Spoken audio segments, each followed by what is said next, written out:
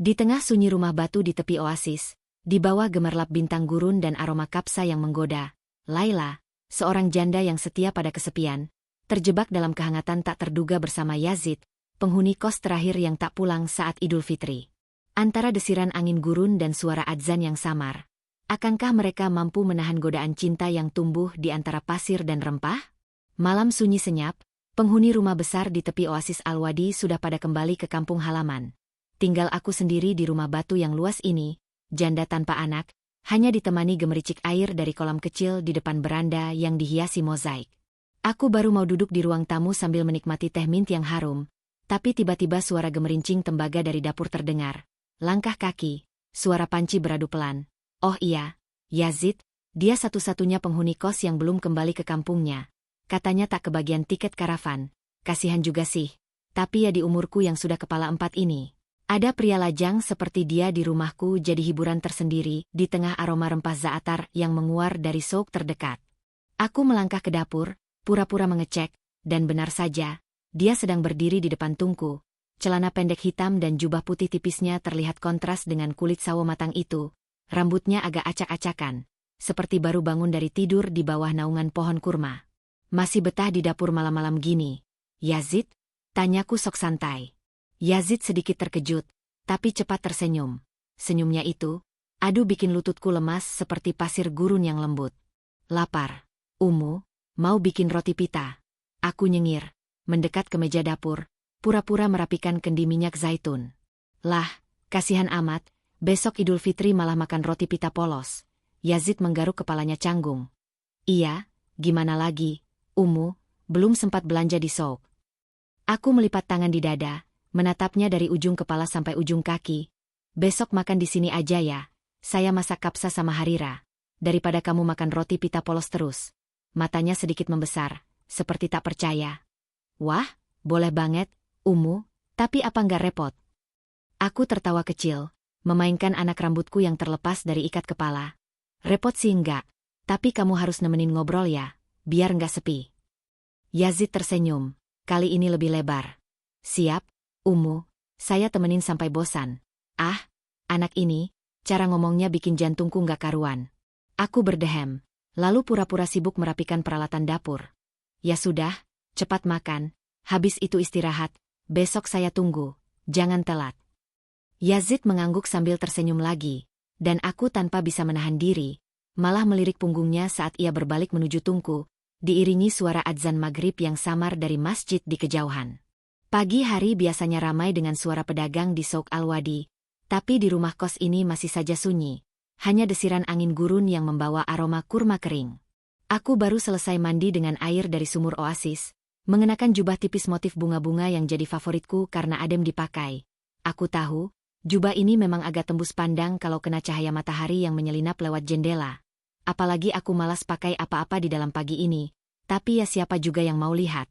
Setelah menyalakan tungku untuk memanaskan kapsa, aku ke ruang tamu sambil membawa secangkir teh mint. Baru saja aku duduk, suara pintu kamar Yazid berderit pelan, dari arah selasar. Aku bisa melihat Yazid keluar dengan langkah malas, menggaruk kepala. Jubahnya masih sama seperti semalam, tapi kali ini dia hanya pakai celana pendek, lebih santai. Rambutnya berantakan, tapi malah bikin dia kelihatan lebih muda. Pagi, sapa Yazid, suaranya sedikit serak. Aku melirik ke arahnya sambil tersenyum kecil. Pagi, Yazid, baru bangun ya, semalam tidur nyenyak. Yazid mengangguk pelan, tapi matanya, aku tahu benar pandangannya. Dia memandangku, tepatnya ke bagian dadaku yang jelas terlihat samar di balik jubah tipis ini. Aku pura-pura tidak sadar, tapi aku sengaja menggeser dudukku sedikit, membuat jubahku semakin melekat. Nyenyak sih, katanya, suaranya terdengar agak gugup. Tapi tadi pagi kok ramai banget suara takbiran, jadi kebangun. Aku tertawa kecil, menyesap teh mint. Namanya juga malam Idul Fitri, masih mending di sini, nggak seramai di Madinah. Dia tertawa pelan, tapi matanya belum lepas dari tubuhku. Aku bisa merasakannya, meski dia berusaha mencuri pandang. Oh Yazid, dasar anak muda. Saya bantu masak aja deh, katanya tiba-tiba, mencoba mengalihkan perhatian. Aku berdiri, sengaja bergerak pelan agar jubahku semakin menunjukkan lekuk tubuhku. Nggak usah, Yazid, kamu kan tamu di sini, duduk aja di ruang tamu, nanti saya buatin teh lagi. Dia menggeleng cepat. Ah, nggak enak, Umu, masa saya diam aja? Saya bantu aja biar cepat selesai. Aku mendekat ke dapur, tapi tetap mengawasinya dari sudut mata. Saat aku membungkuk, mengambil sesuatu di lemari bawah, aku bisa merasakan pandangannya lagi. Kali ini lebih lama dari sebelumnya. Aku berbalik cepat, membuatnya sedikit kaget. Yazid, kamu kenapa melamun? Tanyaku sambil tersenyum genit. Enggak, Umu, enggak melamun kok. Jawabnya buru-buru, matanya berusaha menatap ke arah lain. Tapi aku tahu, dia kesulitan mengalihkan pandangannya dariku. Aku mendekat, berdiri hanya beberapa langkah darinya. Kalau kamu lapar, makan dulu sana, nanti kapsanya belum siap. Dia menelan ludah, mengangguk cepat. Iya, Umu, saya ambil roti pita aja dulu. Yazid segera berbalik menuju meja makan, dan aku tersenyum kecil, puas dengan reaksi anak muda itu. Hari ini baru saja dimulai, tapi aku sudah merasa, pagi ini lebih hangat dari biasanya. Pagi itu, dapur dipenuhi aroma kapsa ayam dan harira yang sedang kupanaskan. Aku sibuk mengaduk kuah kapsa. Jubah tipisku sudah mulai terasa lengket di badan karena udara dapur yang hangat. Tapi aku tak terlalu peduli. Yazid duduk di kursi dekat meja dapur, memperhatikan setiap gerakanku dengan tatapan yang sulit ditebak. Yazid, kamu nggak bosan duduk aja? Sana istirahat. Kataku meliriknya sambil terus mengaduk panci. Dia tersenyum kecil, matanya tetap tertuju padaku. Enggak, Umu, justru seru lihat Umu masak, kelihatan luwes. Aku tertawa kecil, menggeleng pelan. Ah, bisa aja kamu. Tapi tatapannya kali ini beda. Ada sesuatu yang membuatku agak salah tingkah, tapi aku mencoba mengabaikannya. Umu, Yazid boleh bantuin? Tanyanya tiba-tiba sambil berdiri. Bantu apa, Yazid? Tanyaku menoleh sedikit. Yazid mendekat, mengambil adukan kayu di tanganku dengan gerakan yang terlalu santai. Bantu aduk kapsa. Nanti Umu capek, katanya pelan, suaranya terdengar lebih dalam dari biasanya. Aku menatapnya, sedikit bingung, tapi ada senyum kecil di wajahku.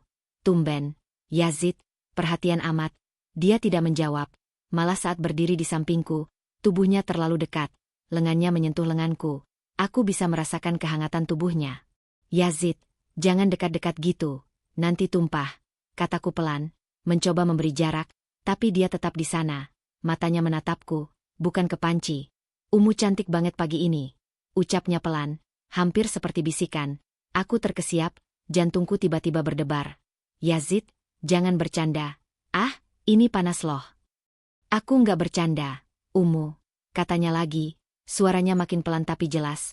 Tangannya berhenti mengaduk, dan dia berbalik menghadapku.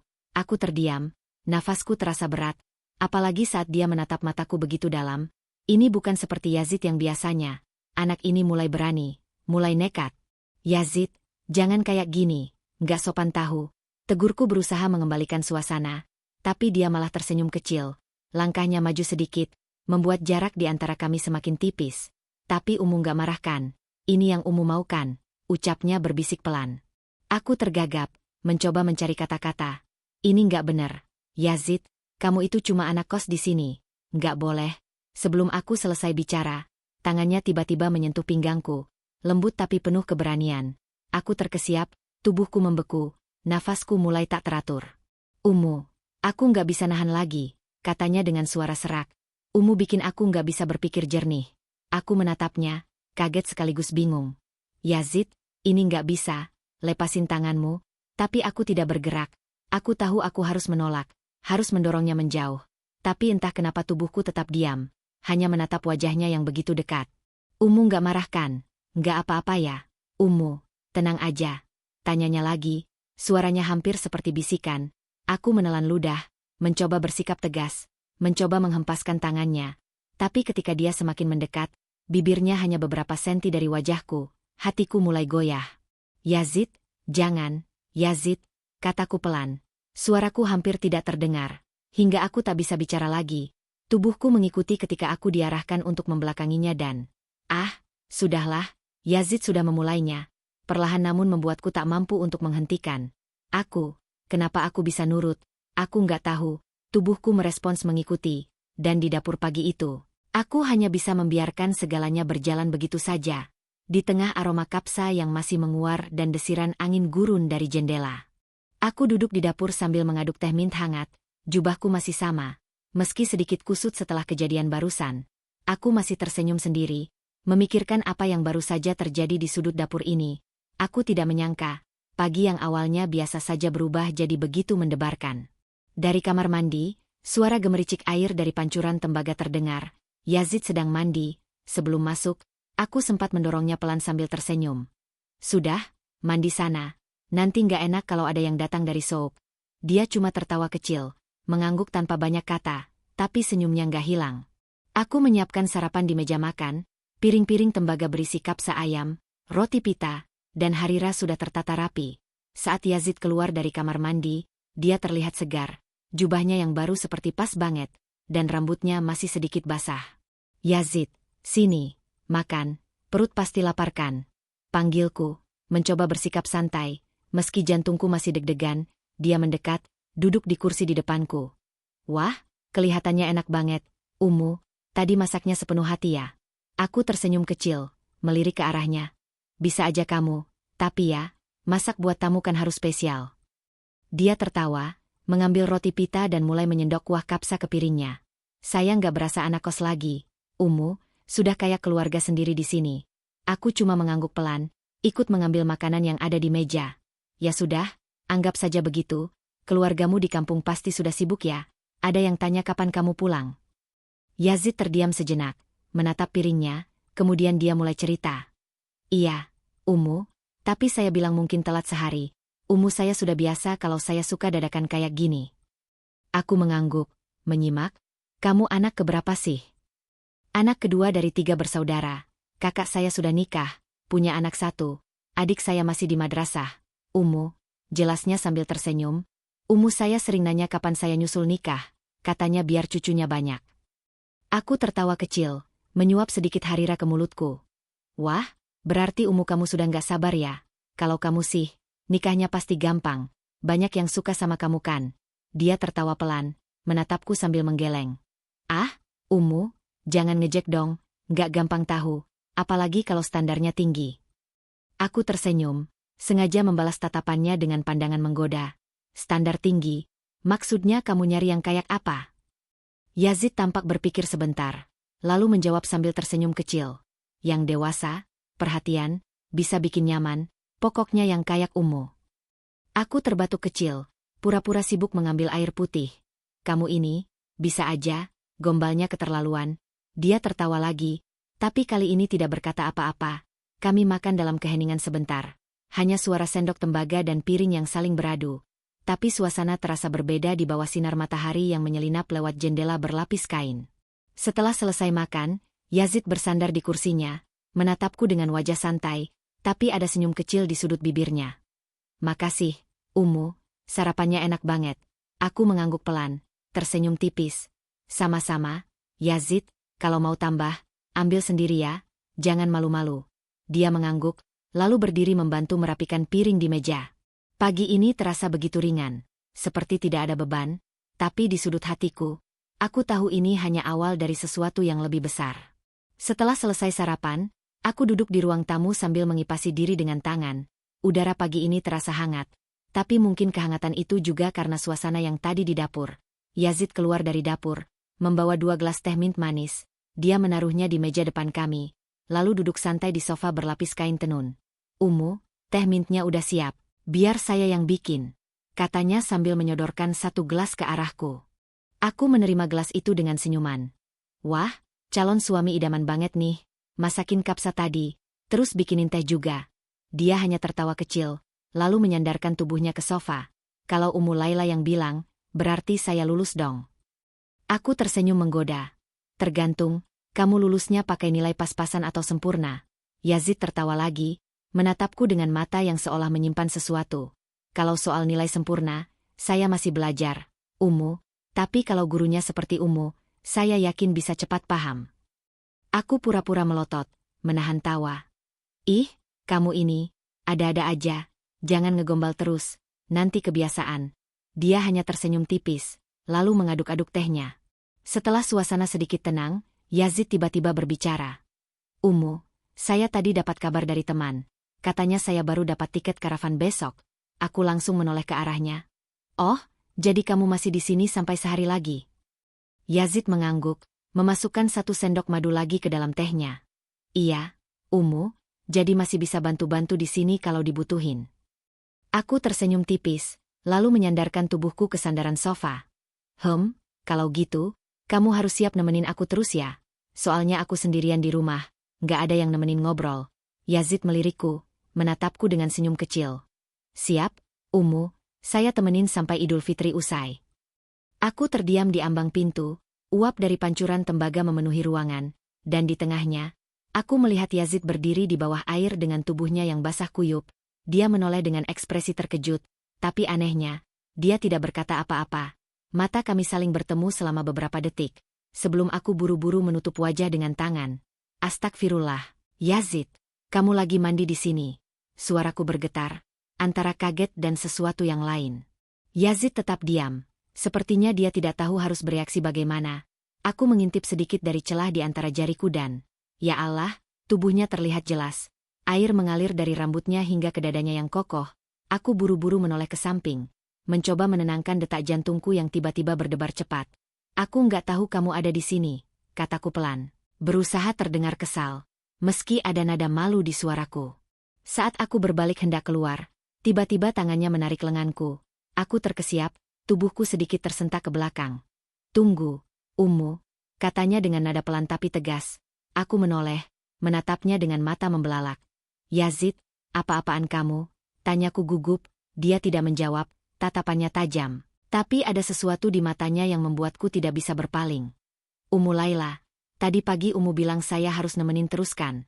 Suaranya rendah, tapi cukup membuatku semakin gugup. Aku mencoba menguasai diri, meski tangannya yang masih memegang lenganku membuat pikiranku kacau. Itu beda, Yazid, sekarang lepaskan aku, ini nggak benar. Gumamku, meski suaraku semakin pelan, tapi Yazid malah mendekat, dan aku tidak tahu kenapa. Aku justru membiarkannya. Dia memutar tubuhku perlahan, menarikku ke bawah pancuran. Air dingin membasahi tubuhku, membuatku tersentak kecil. Aku masih mencoba melawan, tapi entah kenapa perlawananku semakin melemah. Umu Laila, jangan pura-pura nggak suka, bisiknya di telingaku. Aku mendongak, menatapnya, dan untuk sesaat aku tidak bisa berkata apa-apa. Tubuhku basah kuyup, jubah tipisku menempel sempurna di kulit. Aku merasa malu, tapi di saat yang sama, aku tidak bisa menghindar dari tatapannya. Yazid, kita nggak seharusnya. Ucapanku terhenti saat tangannya menyentuh pipiku dengan lembut. Aku menutup mata, mencoba mengabaikan gejolak di dalam dadaku, tapi ketika tubuhnya mendekat, aku tahu semuanya. Sudah terlambat, Yazid memulai dengan perlahan, dan aku, lagi-lagi aku malah membiarkan, bahkan mengikuti. Sore itu kamar mandi menjadi saksi bisu dari sesuatu yang tidak pernah kubayangkan sebelumnya. Di tengah aroma sabun zaitun dan uap air, aku tidak tahu apakah aku harus menyesal, tapi satu hal yang pasti, aku tidak bisa mengelak dari kenyataan bahwa aku menikmatinya. Selesai mandi bareng, aku dan Yazid keluar dari kamar mandi dengan perasaan yang sulit dilukiskan. Rasanya tubuh ini terasa lebih ringan, lebih hangat, dan lebih hidup. Aku hanya berbalut handuk, berjalan menuju kamarku dengan langkah pelan. Sambil berjalan, aku menyadari ada bayangan yang mengikutiku. Yazid, aku tahu dia ada di belakangku, tapi aku pura-pura tidak menyadarinya. Senyum kecil terukir di bibirku, sedikit genit, sedikit nakal. Kalau dia ingin mengikuti, biarkan saja. Dalam hati, aku sudah menebak apa yang akan terjadi. Begitu sampai di kamarku, aku membuka pintu dan melangkah masuk. Tapi sebelum aku sempat menutup pintu, Yazid sudah menyelinap masuk di belakangku. Mau apa lagi kamu? Tanyaku setengah berbisik. Meski tidak benar-benar terdengar marah, dia tersenyum-senyum nakal yang membuatku sedikit gugup sekaligus berdebar. Umu Laila, masih sore, nggak apa-apa kan? Ngobrol dulu sebentar. Tanyanya sambil mendekat. Aku menatapnya sambil berdiri di tepi ranjang. Ngobrol, Yazid, kayaknya yang kamu mau lebih dari sekedar ngobrol deh. Sahutku genit, tapi tetap menjaga nada suaraku rendah. Yazid mendekatkan wajahnya. Matanya menatapku dalam-dalam. Kalaupun iya, Umu keberatan? Bisiknya di telingaku, membuat leherku terasa panas. Aku tersenyum kecil, tidak menjawab. Sebagai gantinya, aku berjalan mundur hingga punggungku menyentuh ranjang. Yazid mengikuti, berdiri tepat di depanku. Tanpa bicara banyak, dia membungkuk, mencium keningku. lalu turun ke pipiku. Aku hanya bisa menghela nafas pelan, membiarkan apapun yang terjadi berikutnya di bawah cahaya lentera yang temaram. Aku duduk di tepi ranjang, sementara Yazid ikut duduk di sebelahku, tangannya meraih jemariku, menggenggamnya dengan lembut. Kami berbicara pelan, saling berbagi cerita, sambil sesekali mencuri ciuman kecil di sela-sela kalimat. Dia menceritakan pengalamannya di Riyadh. Bagaimana ia bekerja keras untuk mengumpulkan uang agar bisa kembali ke kampung halamannya di tepi wadi. Aku mendengarkan dengan penuh perhatian, meski sesekali tanganku memainkan ujung handuk yang melilit tubuhku. Yazid, kamu ini nekat banget ya? Godaku sambil menatapnya. Gak ada yang lebih nekat dari Ummu Laila, balasnya sambil tersenyum lebar. Ummu kan yang duluan godain saya. Aku tertawa kecil, tapi tawa itu segera terhenti ketika Yazid mendekat lagi. Kali ini dia membaringkanku di ranjang. Tubuhnya melingkupi tubuhku yang hanya terbalut handuk. Yazid, gumamku pelan. Tapi dia sudah memelukku erat. Kami terlarut dalam kehangatan sore itu. Tubuh kami menyatu sekali lagi. Rasanya seperti waktu berhenti. Hanya ada aku dan dia. Menikmati setiap momen yang terasa begitu indah dan tak terlupakan di tengah aroma cendana yang menguar dari tungku kecil. Setelah semuanya usai, aku berbaring di sisinya. Kepalaku bersandar di dadanya yang hangat. Kami berbicara dengan suara berbisik. Seolah takut ada yang mendengar meski kami tahu hanya ada kami berdua di rumah ini. Malam nanti, kira-kira mau masak apa, Ummu? Tanyanya tiba-tiba. Aku tersenyum, menatap wajahnya yang terlihat begitu ceria. Terserah kamu, mau makan apa? Kamu mau saya masak spesial? Apapun yang Ummu masak pasti enak, katanya sambil mengusap rambutku. Aku tersenyum lagi, merasa lebih hidup daripada sebelumnya. Sore itu kami tidak hanya berbagi cerita, tapi juga berbagi sesuatu yang lebih dalam. Sesuatu yang mungkin tidak seharusnya terjadi. Tapi entah kenapa terasa begitu benar. Malam itu, aku dan Yazid memutuskan untuk keluar rumah. Rasanya malas sekali memasak setelah sore yang melelahkan tapi menyenangkan. Aku mengambil kunci unta, dan Yazid dengan sigap menawarkan diri untuk menuntun. Biar saya aja, Ummu. Malam ini gantian saya yang ngelayanin Ummu, katanya dengan nada menggoda. Aku tersenyum kecil, mengangkat bahu. Ya udah, coba aja. Tapi kalau nyasar di gurun, jangan salahin aku. Yazid tertawa kecil sambil menyiapkan unta untukku. Kami pun berkeliling kota Al-Wadi yang tampak sepi setelah Idul Fitri, jalanan lengang, dan hampir semua kedai di Souk tutup. Yazid, kayaknya malam ini kita bakal kelaparan deh. Aku berkomentar sambil memandang keluar ke hamparan pasir. Dia melirikku dengan senyum jahil. Kalau nggak nemu kedai, saya masakin roti pita aja. Gimana? Aku tertawa kecil. Beneran bisa masak kamu? Ledeku. Bisa dong. Masa nggak percaya? Balasnya santai. Setelah hampir setengah jam mencari, akhirnya kami menemukan sebuah kedai kecil di tepi Souk. Tempatnya sederhana, hanya ada beberapa bangku kayu. Tapi aroma kapsa kambing membuat perutku langsung keroncongan.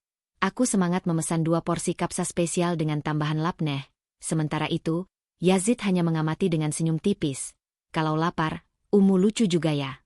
Godanya, aku mencibir genit. Ya iyalah, kalau nggak lucu, kamu pasti nggak bakal betah di sini. Kami menikmati kapsa itu sambil mengobrol santai. Rasanya sederhana, tapi suasananya hangat. Setelah kenyang, selesai makan, Yazid mengajakku berkeliling kota.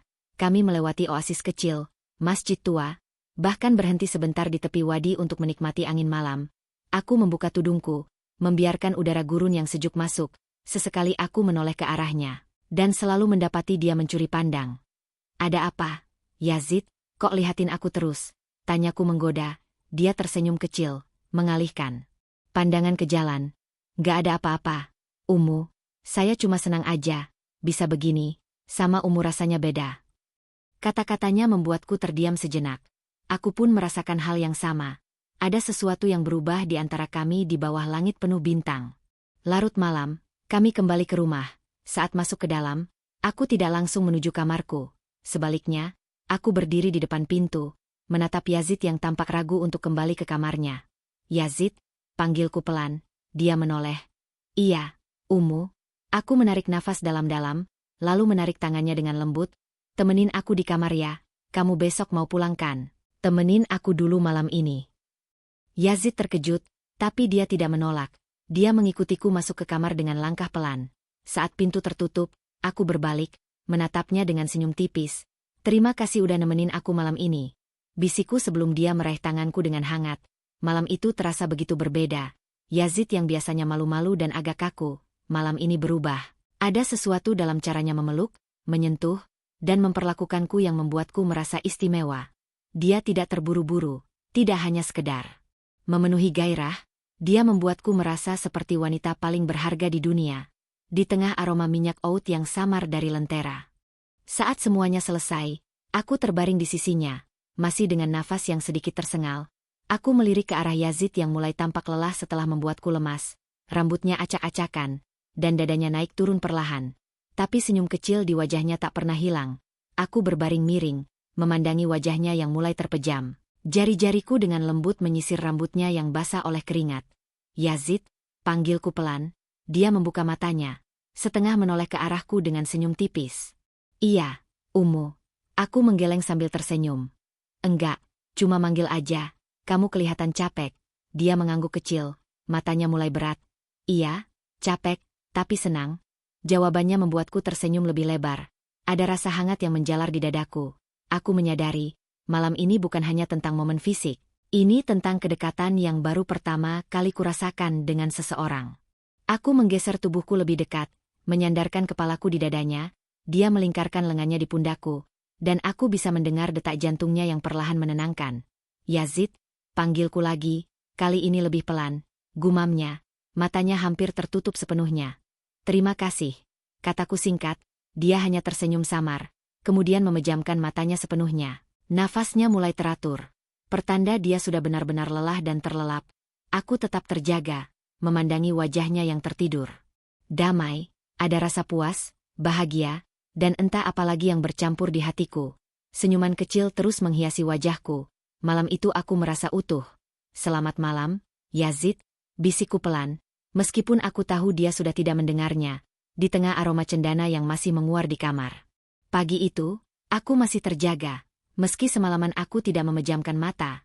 Bagaimana bisa tidur kalau pikiranku terus dipenuhi oleh Yazid yang berbaring di sebelahku? Rasanya aku ingin mengabadikan setiap detik bersamanya sebelum dia pergi. Cahaya matahari pagi mulai menyelinap lewat celah kain jendela. Aku mendengar Yazid bergeser pelan. Lalu dia membuka matanya perlahan. Dia menoleh padaku dan tersenyum tipis. Wajahnya masih setengah mengantuk. Pagi, Umu, suaranya serak tapi hangat. Aku tersenyum, jari-jariku menyentuh pipinya. Pagi, Yazid, udah siap buat hari ini. Dia menghela nafas dalam, lalu menarikku ke dalam pelukannya. Aku bisa merasakan hangat tubuhnya, dan untuk sesaat, dunia di luar kamar ini terasa tidak penting. Belum, Umu, rasanya berat banget ninggalin Umu, bisiknya pelan di telingaku. Aku menggenggam tangannya erat. Aku juga, Yazid, kalau bisa aku nggak mau kamu pulang. Yazid menatapku dalam, lalu mengecup keningku lembut. Kami berpelukan erat, seolah waktu tidak akan pernah cukup untuk kami berdua. Pelukan itu diikuti dengan momen keintiman terakhir, sebuah pelepasan rasa yang tidak bisa dibendung lagi, diiringi suara takbir yang samar dari masjid di kejauhan. Setelah itu, Yazid bangun lebih dulu untuk mandi. Aku masih duduk di tepi ranjang, memandangi punggungnya saat dia berjalan menuju kamar mandi. Ketika dia selesai, gantian aku yang bersiap-siap. Tak lama kemudian, kami sudah rapi dan siap untuk berangkat ke tempat karavan. Aku menuntun unta dengan diam, sesekali mencuri pandang ke arahnya yang berjalan di sampingku. Rasanya ada yang menyesakkan di dada, tapi aku tidak ingin menunjukkannya. Sampai di tempat karavan, kami turun dengan langkah perlahan.